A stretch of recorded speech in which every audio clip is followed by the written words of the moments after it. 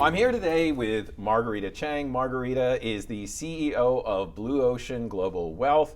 Marguerita, let's talk today about long-term care planning. How do you even begin a conversation with a client about planning for long-term care? Well, first, what I tell people is long-term care planning isn't just purchasing long-term care insurance. Long-term care planning involves having a plan for how you will handle a long-term care situation. And it starts with, first, where do I want to receive my care? That's really important. Next, in the event I do need to receive care, who do I want to provide the care? If it's your child, it's important that you communicate that.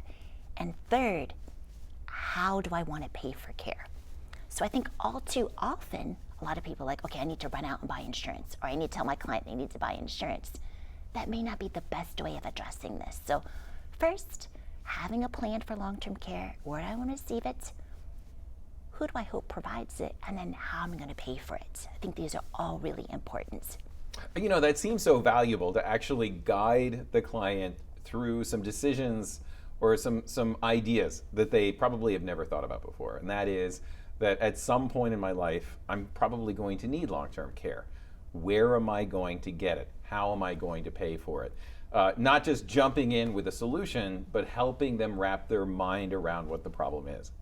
No doubt. And then the other thing that I think is really important, instead of like going to a website and saying the cost of care in your community costs X, that's really overwhelming for clients. Overwhelming from so many points of view. First, cost, and then second, forcing the client at that moment to imagine a situation when they're no longer able to care for themselves.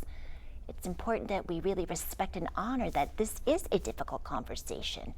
But just like my dad would say, just because something is difficult, we choose not to talk about it does not mean the problem is going to go away. And if we address the problem, it doesn't mean that we jinx ourselves and have to deal with it. Most important thing is to be proactive, to discuss this in a meaningful manner. Now, you say the goal is not necessarily to jump in with a discussion of long-term care insurance, but you actually convinced your own parents to buy long-term care insurance. How did you do that?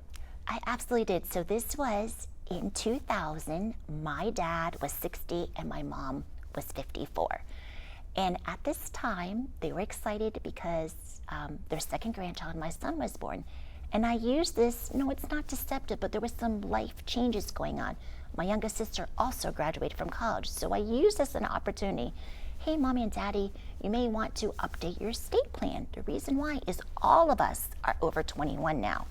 Mom's like, okay. And I said, it also might be a time for us to start to be thinking about long-term care planning. And so my mom said this to me, well, gosh, isn't that for old people? And I said, well, Mom, the reason why we're having this conversation today is because you're young, healthy, active, and fit. And it would be inappropriate for me to decide what you and Dad want to do. It's important for you to have choice and control. And then my mom said, yeah, I kind of like being in control. And so it wasn't that my parents decided to buy long-term care insurance at that time. The first thing they did was update their estate documents. Then later that year, we did discuss long-term care. And then like 2 years later, they started to think about right-sizing their home. And remember I said 2 years later, they started to right-size their home. That's also when my dad decided that it made sense for him to defer Social Security to age 70. So there were all these little decisions along the way. That way it wasn't overwhelming for my parents.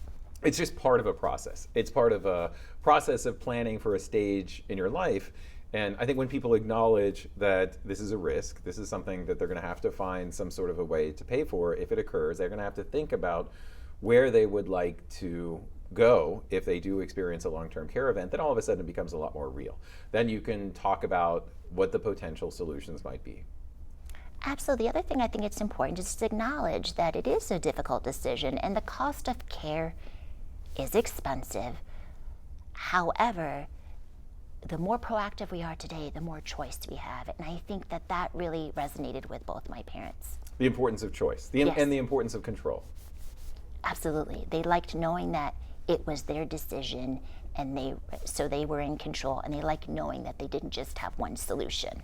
I think it sounds like the importance is really to introduce long-term care solutions as part of an overall estate planning process, and to get people to imagine why it is that they need to create some sort of a plan. Well, thank you so much for your insights, Marguerita. Thank you so much for having me.